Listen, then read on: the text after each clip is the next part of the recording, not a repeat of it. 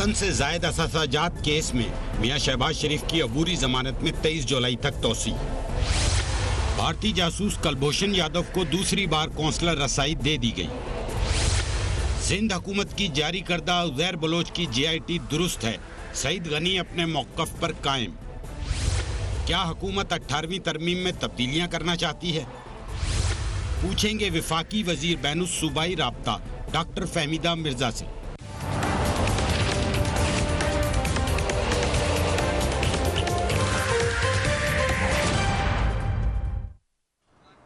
And a very warm welcome to the show. Sindh की सियासत में एक बार फिर पीपल्स अमन कमेटी और उज़ैर बलोच की बाज़गर सुनाई दे रही है।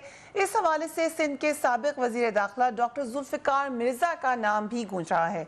सिंध हुकूमत की जानिब से जारी की जाने वाली उज़ैर बलोच की JIT में जहाँ पीपल्स पार्टी की क़यादत का कहीं जिक्र नहीं, वहीं इसमें डॉक्टर जुल्फ़िकार मिर्ज़ा का नाम भी शामिल नहीं है।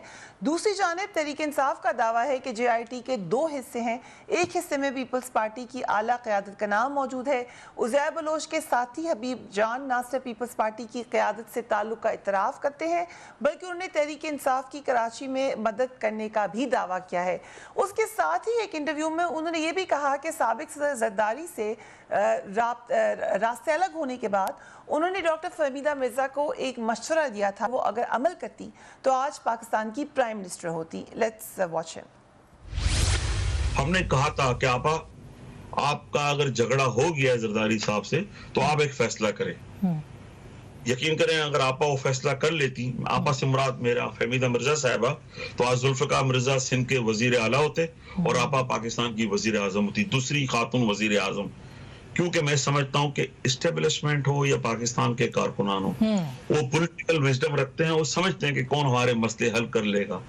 सिंध हुकूमत की जानिब से जारी होने वाली फिशरमैन कोऑपरेटिव सोसाइटी के साबिक चेयरमैन निसार मोराई की JIT में डॉक्टर जुल्फ़िकार मिर्ज़ा का बार बार जिक्र आया है।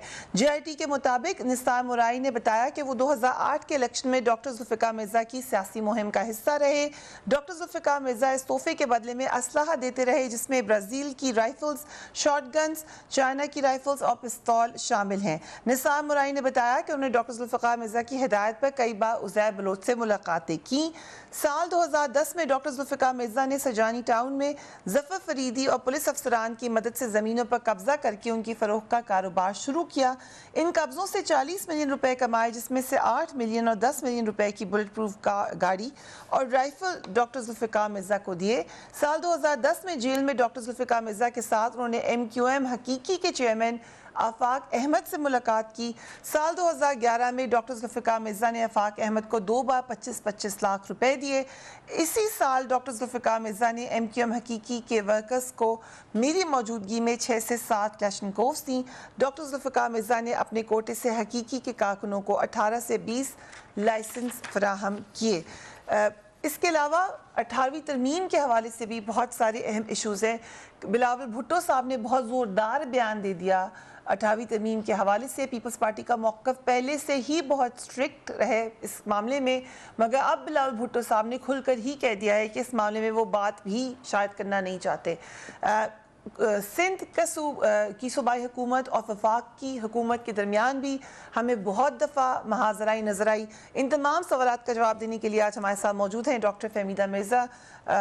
Thank you so much for joining us on the programme. Thank you doctor साहिबा, पहले तो क्योंकि इस वक्त सब बार बार मामला आता है जुल्फ़िकार मिर्ज़ा साहब का, and as a woman, as a working woman, I believe कि जब इंडिपेंडेंट करियर हो तो फिर ज़्यादती है कि अगर आप बीवी से सवाल करें, दैट्स माई ओपिनियन। लेकिन आपसे सवाल बार बार इस हवाले से हो रहा है, सो आपने यकीनन जुल्फ़िकार मिर्ज़ा साहब से पूछा तो ज़रूर होगा, इस हवाले से उनका क्या मौक़िफ़ है? जी देखिए फरिया, एक तो सबसे पहले कि मैं 4-5 चैनल्स पे ऑलरेडी इस हवाले से बड़ी तफसीली गुफ्तगू कर चुकी हूँ और डॉक्टर साहब का मौक़िफ़ बिल्कुल क्लियर है। वो ये कहते हैं कि बिल्कुल इन मैटर्स को कोर्ट में जाना चाहिए, ये प्रोब हो एंड वंस फॉर ऑल ये चीज़ें इस्टेब्लिश हों कि जो जितना जिसका कसूर है उसके ऊपर आए और वो आंसरेबल होना चाहिए। تو یہ تو بڑا ان کا موقف کلیئر ہے، اور وہ بڑے اس معاملے میں خوش بھی ہوئے کہ اچھی بات ہے کہ یہ کھلی، کیونکہ ایسے ایک ہوائی آپ ایک سٹیٹمنٹ دے دیتے ہیں اور ایک سب کو موقع مل جاتا ہے اس پہ سیاست کرنے کا، اور ایک کندھا مل جاتا ہے کہ ڈاکٹر صاحب کا کندھا استعمال کرو اور جو دل چاہے کہہ دو. تو اس لیے جہاں تک ایز فار ایز ان کا موقف ہے وہ تو بڑا کلیئر ہے، وہ کہتے ہیں کورٹ میں چلے جائے. اور آپ نے بات کی کہ مجھ سے پوچھنے کے حوالے سے، کیونکہ میں بھی بڑی کلیئر ہوں، اس میں کوئی ایسی چیز نہیں ہے. ہم نے 5 مہینے مختلف چینلز پہ دیا بھی ہے، اپنا موقف بتایا بھی ہے، اور میں بالکل یہ سمجھتی ہوں کہ جو بھی جے آئی ٹی صحیح ہے، جو بھی اوتھینٹک ہو، اس کو پہلے تو یہ ہو جانا چاہیے کورٹوں میں. لیکن افسوس مجھے یہ ہوا تھا کہ جس جے آئی ٹی میں کوئی ذکر نہیں تھا، تو وہ سندھ گورنمنٹ کے اتنے لوگ اچھل ہر چینل پہ بیٹھ کے باتیں کر رہے تھے اور ڈاکٹر صاحب کا نام بڑھ چڑھ کے لے رہے تھے جس کا ذکر نہیں تھا.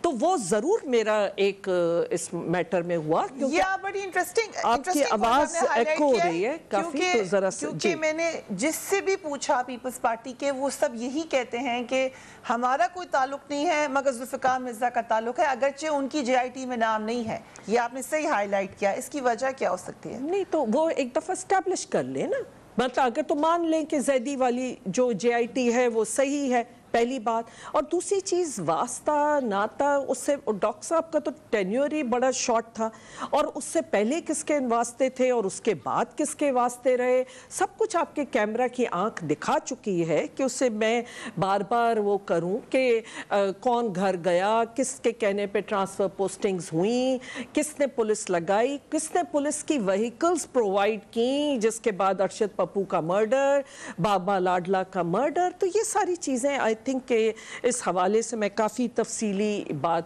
پہلے بھی کر چکی ہوں، اور اب بھی میرا موقف بڑا کلیئر ہے. اور جے آئی ٹی اٹھا کے دیکھ لیجئے آپ، علی زیدی والی بھی ہے اور وہ والی بھی، کیا تاریخیں ہیں، کیا ڈیٹس ہیں. ڈاکٹر صاحب نے 2011 ارلی میں ہوم منسٹری چھوڑ دی تھی، اور مجھے تو حیرت یہ ہے کہ جس پیریڈ میں ایکچولی ان کے مرڈرز ہوئے، جو ٹرانسفر پوسٹنگز ہوئی، جب بھتے والی جو باتیں ہوئیں،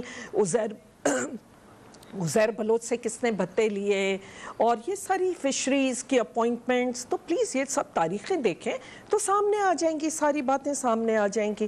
باقی اس طرح اسکیپ گوٹ بنا کے تو وہ اب کوئی بلیو کرنے کو تیار نہیں ہے. جی Right. We will take a break and we will be right back.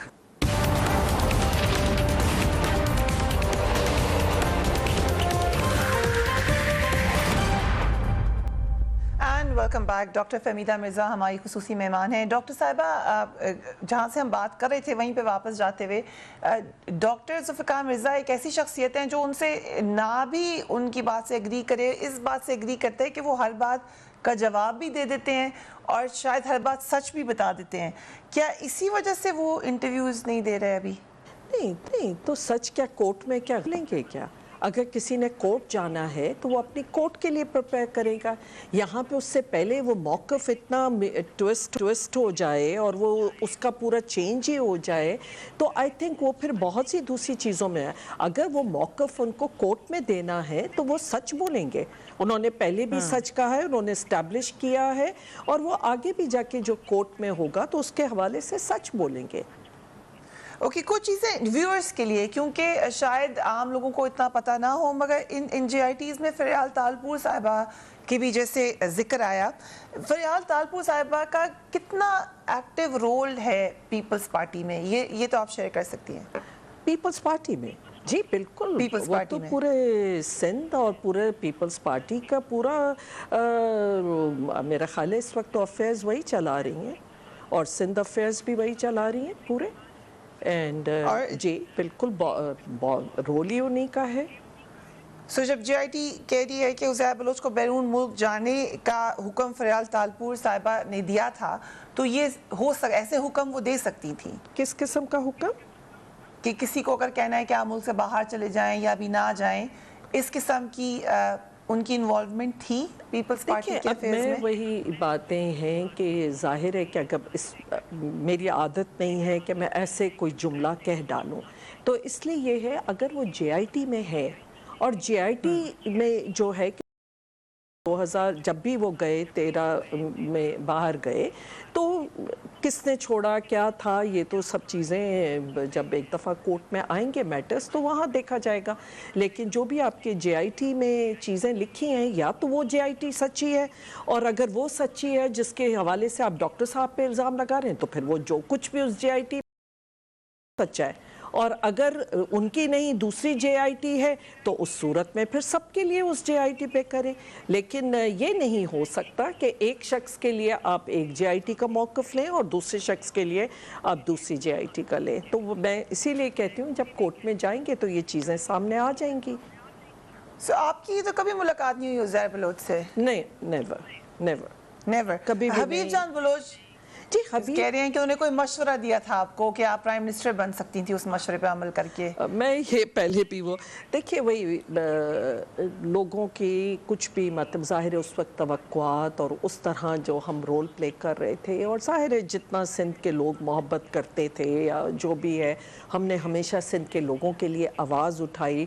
Doctor साहब का इशू भी क्या था, इसी हवाले से था सिंध का, आप जानती हैं फरिया। और इसलिए क्योंकि कोई भी वरना किसी को वो नहीं कि इतनी पावरफुल पोजीशन छोड़ के फिर लोगों ने इस तरह की चीज़ें कहनी शुरू कर दी कि अब जी पॉलिटिकल इंटरेस्ट है, पता नहीं कोई पॉलिटिकल पार्टी बनाए।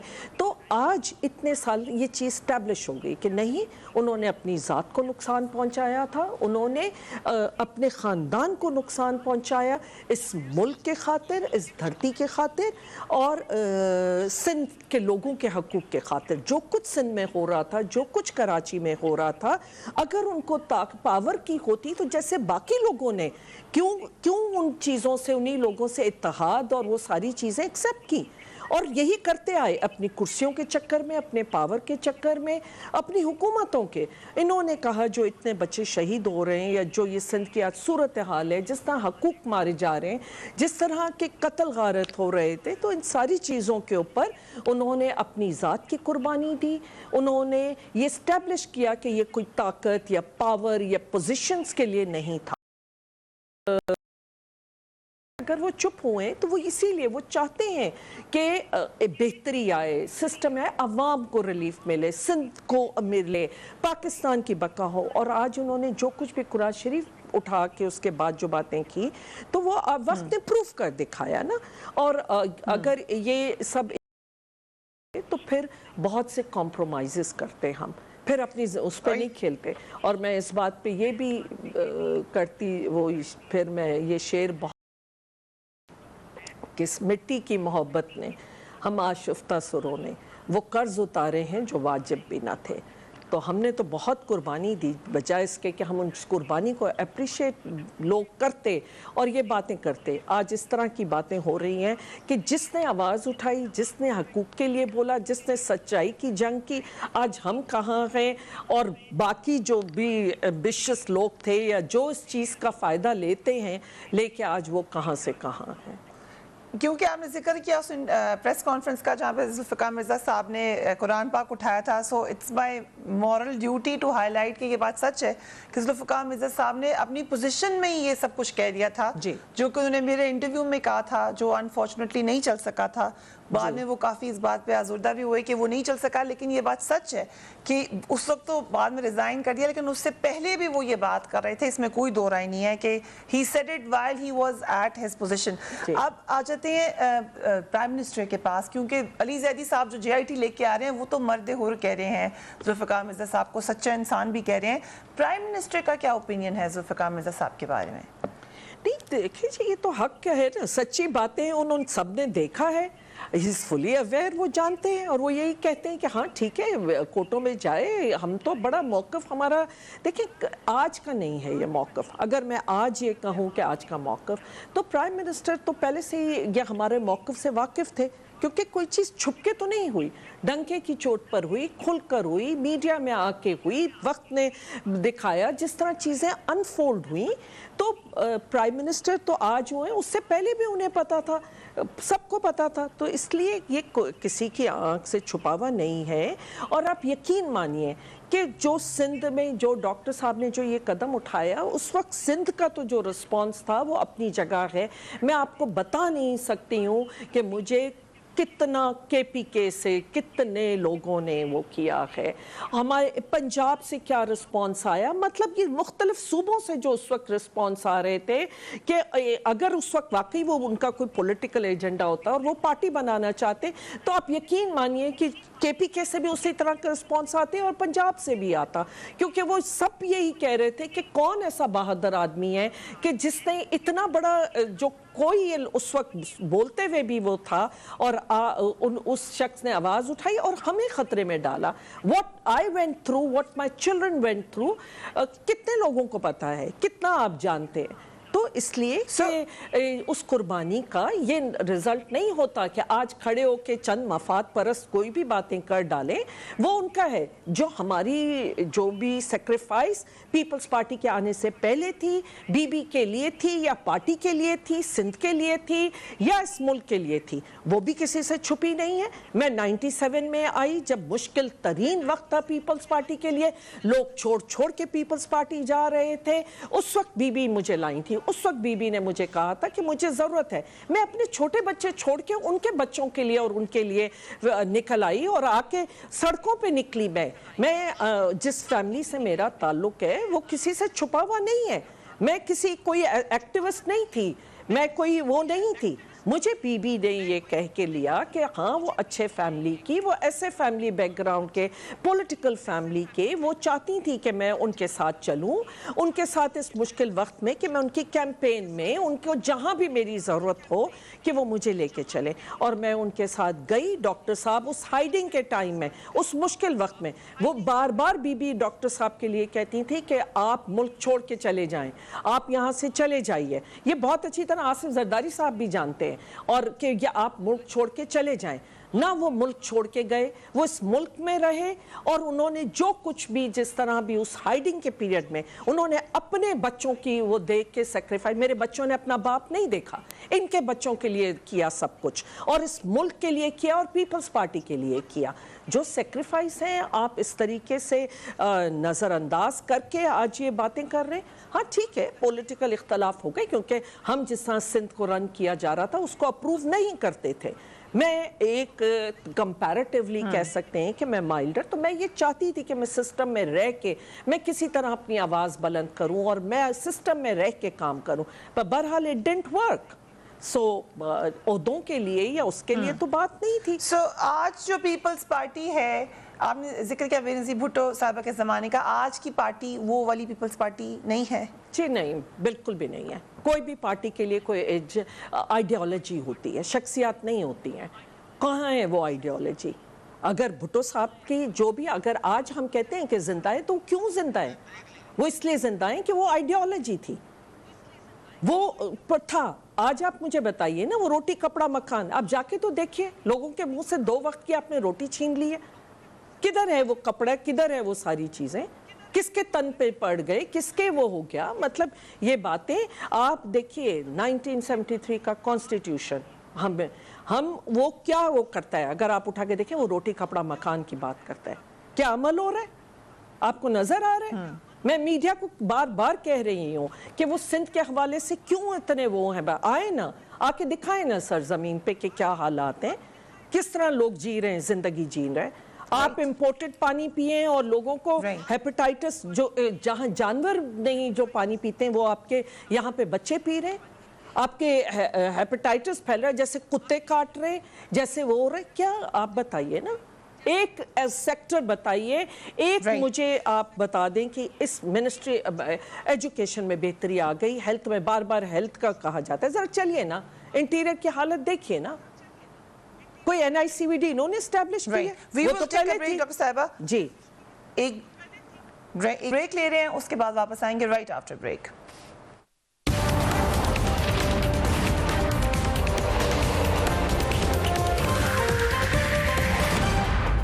And welcome back. Dr. Fahmida Mirza is my exclusive guest tonight. Dr. साहिबा अली जैदी जब हमारे प्रोग्राम में आए तो उन्होंने एक बात की पीपल्स पार्टी के हवाले से, उसके बाद उन्होंने वो बात प्रेस कॉन्फ्रेंस में भी की। लेट्स लिसन टू दैट, उन्होंने क्या कहा। अच्छा, मैं कह रहा हूँ ना, मुझे वही लिफाफा दे गया जो बेनज़ीर भुट्टो की बिल दे गया। ایک کاغذ جس کے پر کوئی وکیل کا سائن نہیں, کسی نے دیکھا نہیں, کوئی ڈاکیومنٹ نہیں, ہاتھ سے لکھی ہوئی ہینڈ رائٹنگ ویریفیکیشن نہیں, سگنیچر ویریفیکیشن نہیں, پوری جماعت کھڑی کر دی. آپ کو ایک پڑھ دی کہ جی یہ مجھے بول گئی ہے اور یہ ہماری جماعت کھڑی ہوگی, اس پہ سب مان لیں. وہ مان لیں. میں کہہ رہا ہوں وہ بھی کورٹ میں لے چلتے ہیں, چلیں. میں تو کورٹ میں جا کے کہہ رہا ہوں نا ویریفائی کرو یار, میں تو نہیں کہہ رہا, میں تو کہہ رہا ہوں کورٹ میں آپ کے لیے محترمہ بینظیر بھٹو کی ول کو ویریفائی کیا جائے. کریں. But are you asking Of for course, that? why should not? Why should they not? Okay. Doctor صاحبہ, is this fair کہ ابھی محترمہ بینظیر بھٹو کی ول کو کوسچن کیا جائے جیسے کہ علی زیدی صاحب کہہ رہے ہیں؟ دیکھیے اب یہ تو آپ ان سے پوچھیں, یہ مقصد ہے کہ ایک وہ ان کا موقف ہے, وہ اپنی بات کر رہے ہیں, تو یہ تو ان سے پوچھا جائے. آئی تھنک اس کا میرے سے تو سوال ہی نہیں بنتا. پیپلز پارٹی میں کبھی کسی نے یہ سوال نہیں اٹھایا تھا. جی آئی ڈونٹ ریممبر کہ کوئی ایسی بات ہوئی یا نہیں ہوئی, لیکن بہرحال یہ آپ زیدی صاحب سے پوچھیں کہ وہ انہوں نے یہ سوال اٹھایا ہے. تو بیکاز اس وقت بھی ہلکی ہلکی شاید آواز آئی تھی, آپ اس وقت پیپلز پارٹی میں تھی, اس لیے میں نے آپ سے سوال پوچھا کہ شاید آپ کو علم میں ہو اگر کسی اور نے کوسچن کیا یا ہر ایک نے اس کو ایکسیپٹ کر لیا تھا. دیکھیں وہی ہے کہ آئی ڈونٹ, مطلب اس زمانے میں ضرور یہ باتیں ہوئیں اور پھر یہی کہا گیا, اور ابھی شاید جو انہوں نے جواب دیا ہے, جو میں سن رہی ہوں کہ یہ جواب دیا ہے کہ آ کے دیکھ لیں, ان کے پاس بلاول ہاؤس میں جا کے دیکھ لیں, اس قسم کا کوئی جواب آیا ہے. بہرحال ایک زیدی صاحب نے یہ سوال کیا ہے, ادھر سے جواب آ گیا. رائٹ. بلاول بھٹو صاحب نے, کیونکہ آپ 28ویں ترمیم کے حوالے سے کافی سٹیٹمنٹس آپ نے دی ہیں, آپ کا موقع بھی بڑا واضح ہے, بلاول بھٹو صاحب نے کیا کہا وہ بھی دیکھ لیں. 18ویں ترمیم پر ہر طرف سے حملے ہو رہے ہیں, خاص طور پہ ہمارا سلیکٹڈ حکومت, ان کے وزیر, ان کے رہنما ہمارا 18ویں ترمیم کے خلاف بیان دیتے رہے ہیں. پاکستان پیپلز پارٹی 1973 کی آئین پر 18ویں ترمیم پر آنچ نہیں آنے دے گی. پہلا سوال تو میرا یہ کہ پیپلز پارٹی اتنا سٹرونگ موقف کیوں لے رہی ہے 18ویں ترمیم پہ؟ ایک ترمیم میں ترمیم ہو سکتی ہے یا بحث ہو سکتی ہے, اتنا ریجڈ سٹانس کیوں ہے پیپلز پارٹی کا آپ کی نظر میں؟ دیکھیے حملہ جو میں سمجھتی ہوں کہ اس 18ویں ترمیم پہ اگر ہوا ہے تو واقعی سندھ حکومت نے کیا ہے 18ویں ترمیم پہ, بائی ناٹ امپلیمنٹنگ اٹ. کیوں 140A کو امپلیمنٹ نہیں کیا جا رہا؟ کیا وہ 18ویں ترمیم نہیں ہے؟ کیوں یہ پروونشل فائنانس کمیشن نہیں دے رہے ہیں؟ کیوں آپ لوکل گورنمنٹس کو اپنے امپاور نہیں کر رہے ہیں؟ مجھے بتا دیجئے جتنے ڈیوالو سبجیکٹس ہیں کیا وہ ڈسٹرکٹ تک چلے گئے؟ کیا وہ ڈیوالو جس طرح بھی کہ اس کا 2010 سے لے کے اور اب 2020 ہو گئی ہے, 10 سال گزر گئے. آپ مجھے بتا دیجئے کہ آپ کے ایگریکلچر میں بہتری ہے, آپ کی ایجوکیشن میں بہتری ہے, آپ کی ہیلتھ میں بہتری ہے, آپ کی سپورٹس میں بہتری ہے, آپ کی ٹورزم میں بہتری ہے, جتنے سبجیکٹ ہیں, آپ کی کلائمیٹ میں بہتری ہے. ایک سبجیکٹ مجھے اٹھا کے بتا دیجئے کہ جس کے اندر 10 سال میں ہم یہ کہیں کہ یہ کام ہم نے کر لیا. پولیس دیکھ لیں کتنی پولیٹیسائز پولیس ہے. تو اس لیے یہ چیزیں آپ ایسے موقف کوئی کچھ بھی کہہ سکتا ہے. دوسرا کیا آج 25ویں امینڈمنٹ آئی ہے؟ 25ویں امینڈمنٹ تک تو ہو گیا نا. تو اٹ از 18ویں ترمیم میں 110 آرٹیکل, کیونکہ آف اینڈ اس وقت کی جو مجھے تھا کہ جس کے اندر امینڈمنٹس ہوئی تھیں, تو 110 کیا واٹ از کانسٹیٹیوشن ہے کیا؟ کانسٹیٹیوشن ایک کانٹریکٹ ہوتا ہے between citizens and the state, اور آپ اس کے بیٹے کے, میں تو یہ جاننا چاہتی ہوں کہ 1973 کا جو کانسٹیٹیوشن تھا, جو بھٹو صاحب کا کانسٹیٹیوشن تھا, آپ جانتی ہیں اس میں پہلی امینڈمنٹ کب آئی تھی؟ اس 1973 کے constitution which was unanimously passed on 12th May 1973. 1 साल के अंदर उसमें अमेंडमेंट आप ले आए थे, भुट्टो साहब लाए थे।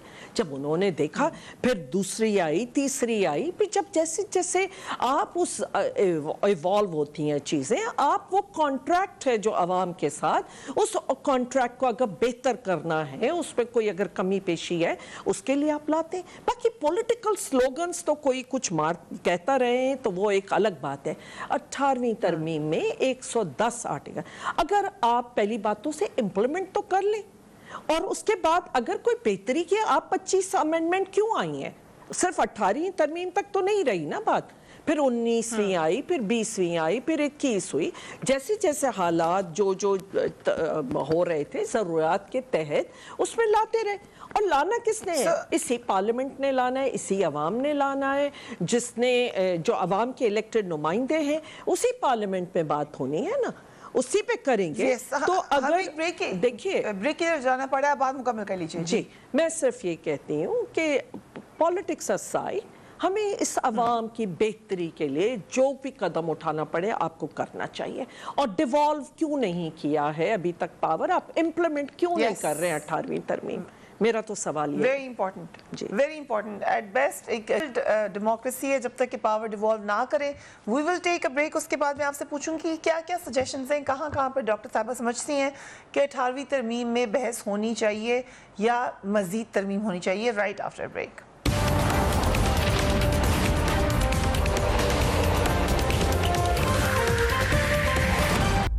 And welcome back. डॉक्टर साहिबा, 18वीं तरमीम पर आपने कहा कि यकीनन बातचीत होनी चाहिए, लेकिन बिलावल भुट्टो का मौका बड़ा वाज़ेह है। उन्होंने कहा कि अगर NFC अवार्ड्स या 18वीं तरमीम पर बात होती है नज़रसानी की, तो वो इस्लामाबाद की तरफ मार्च करेंगे। सो क्या सिंध हुकूमत और वफाक के दरमियान एक लड़ाई होने का अंदेशा है अगर 18वीं तरमीम पर बात होती है? नहीं, मैं नहीं समझती, और ये एक उन्होंने कह दिया होगा, लेकिन 18वीं तक जैसे मैंने कहा 110 हुए हैं। देखिए, इस वक्त अगर कोई हल है तो वो है कोऑपरेटिव फेडरलिज्म। ये कॉन्फेडरेशन नहीं है, ये फेडरलिज्म और कोऑपरेटिव फेडरलिज्म का है। और एक रियलिस्टिकली अगर हम चीज़ों को नहीं देखेंगे तो फिर हम मुल्क को नुकसान पहुंचाने की बात कर रहे हैं। 18वीं तरमीम को जाहिर है कि वो तो 110 आर्टिकल्स के अगर जैसे मैं बात कर रही हूँ, उसमें अब मैं सिर्फ ये कि एक कोई मैकेनिज्म होना चाहिए कि उसको इम्प्लीमेंट करने का। एक कोऑपरेटिव फेडरलिज्म, मैंने आर्टिकल भी लिखा था जो शायद द न्यूज़ में प्रिंट हुआ था, बट बहरहाल उसमें मैंने बड़ा क्लियरली बताया है। और मैं ये जानना चाहती हूँ आर्टिकल 25A जो बच्चों की तालीम की बात करता है, और ये बताता है कि इट्स अ स्टेट रिस्पॉन्सिबिलिटी कि 16 साल के बच्चों तक के लिए फ्री तालीम होनी चाहिए। स्टेट, अब आप मुझे बता दें कि अगर इट्स अ कॉन्स्टिट्यूशन में स्टेट रिस्पॉन्सिबिलिटी कह रहा है, तो वो स्टेट की डेफिनेशन क्या है? क्या फेडरल गवर्नमेंट है उसमें? Federal government, provincial government, local government. तो आप मुझे बताइए कि कैसे फेडरल गवर्नमेंट इंश्योर करे कि आप मेरे हल्के में कि तालीम दी जा रही है। आज ज़रा तालीम का हाल देख लेना। It's a state responsibility. And please article 7 पढ़िए जो कि उसमें बताता है कि स्टेट क्या है। तो इसलिए ऐसे बातें कर देना, हम तो इम्प्लीमेंट की बातें कर रहे हैं ना, हम उस मैकेनिज्म की बातें कर रहे हैं कि देखिए कोऑपरेटिव फेडरलिज्म के तहत वो चीज़ें इम्प्लीमेंट होनी चाहिए और उसका एक सिस्टम है, एक तरीका है। मुझे बहुत अच्छा एक लगता है जो मैंने अपनी तकरीर में भी कहा था, इत्तेज़ाज़ साहब ने एक नारा दिया था कि रियासत होगी माँ के जैसी। तो देखिए कॉन्स्टिट्यूशन में यही तो है। तो जब रियासत होगी माँ के जैसी, तो रियासत क्या है? आप कहेंगे कि आपका कोई राइट नहीं है, अगर आप कुछ बोलेंगे तो बस हम मुल्क खतरे में आ जाएगा और कॉन्स्टिट्यूशन खतरे में और डेमोक्रेसी। तो ऐसे प्लीज़ एक रियल जो फैक्ट है वो ये है कि अंडर कोऑपरेटिव फेडरलिज्म आपकी ये वायबल हैं चीज़ें, ये चीज़ें हैं कि जिसमें हर स्टेट को एक रोल अदा करना है और उसके तहत ही आप इसमें आगे बढ़ सकते हैं। और वरना आप इसी तरह एक डिवाइड होते रहेंगे। ये तो प्रोविंशियल आप डिफरेंसेस ज़्यादा पैदा हो रही हैं, ये तो आप ज़्यादा एक नुकसान की तरफ लेके जाना चाहते हैं। जिस किस्म की बातें बाज़ौक़ात में सुनती हूँ तो मुझे बहुत अफसोस होता है कि 18वीं तरमीम की स्पिरिट क्या थी। اگر جس پروینشن طریقے سے یہ ایک بحث ہو رہی ہے، اسی طریقے سے کچھ لوگوں کی نظر میں یہ بحث بھی ہونی چاہیے کہ نظام پارلیمانی ہو یا صدارتی. آپ کا اس حوالے سے کیا پوائنٹ آف ویو ہے؟ نہیں دیکھیے، یہ سب باتیں تب ہوتی ہیں جب کوئی نظام فیل ہونے کا. ابھی تو میں انہی سب سے یہ کہہ رہی ہوں کہ آپ پہلے یہ نظام کو امپلیمنٹ کیجئے. اس نظام کو جو یہ ریزسٹنس، ہر چھوٹی بات پہ ایک عجیب سا ریزسٹنس آ جاتا ہے، تو میں نے پہلے بھی یہ کیا مطلب پرائم منسٹر کوئی صرف اسلام آباد کے میئر ہیں کیا؟ مطلب میئر سے بھی کم پاورز آپ ان کی کر رہے ہیں. تو ہی is the prime minister of the country. آپ کوآپریٹو فیڈرلزم کے ساتھ کریں، سارے صوبوں کو لے کے چلیے. دیکھیے یہ بڑا ایک تفصیل، ایک واسٹ سبجیکٹ ہے، اور جس کے لیے بڑا تفصیل سے دیکھنے کی ضرورت ہے کہ ایشو کہاں ہیں، کہاں یہ پرابلمز آئی ہیں. کیا اس وقت جو کمیٹیز بنائی تھیں، جو کمیٹیز کا کام تھا کہ وہ لیجسلیشن صوبوں کے حوالے سے اور یہ سبجیکٹس جو بھی تھے ڈیوالو ہونے کے، کہ ادارے کیسے ڈیوالو ہوں گے اور لیجسلیشنز کیسے ہوں گی، ان کمیٹیز نے اپنا کام نہیں کیا ہے. اور اس کی وجہ سے صرف ایک صوبے کی بات نہیں ہے، میں کسی صوبے نے لیجسلیشن، آپ کتنی چیزوں پہ بتا دیں، کوئی لیجسلیشن ہی نہیں ہوئی. جو اگر آپ کے پاس صوبوں کے پاس آ گئے تو کیا انہوں نے کیا؟ اگر وہ نہیں ہے تو پھر اس کا مطلب فیڈرل جو بھی لا ہیں وہ ابھی تک امپلیمنٹ ہے، وہ کرنے ہیں. تو اس لیے بہت اہم نقطہ آپ نے اٹھایا ڈاکٹر صاحبہ. انفارچونیٹلی وقت ختم ہو رہا ہے. یہ بات بہت ہی خوبصورت کی ڈاکٹر فہمیدہ مرزا نے کہ نظام فیل ہونے کی بات نہیں کریں، نظام کو امپلیمنٹ کرنے کی بات کریں. پہلے اس نظام کو ٹھیک سے امپلیمنٹ تو کیجئے، اس کے راستے میں جو بھی رکاوٹیں ہیں اس کو ٹھیک کرنے کی کوشش کی طرف بحث پہلا قدم ہے. آپ نے دیکھا ڈاکٹر فہمیدہ مرزا صاحبہ نے کیا کہا. Do give me your feedback. اپنا اور اپنے گھر والوں کا خیال رکھیے. اللہ حافظ.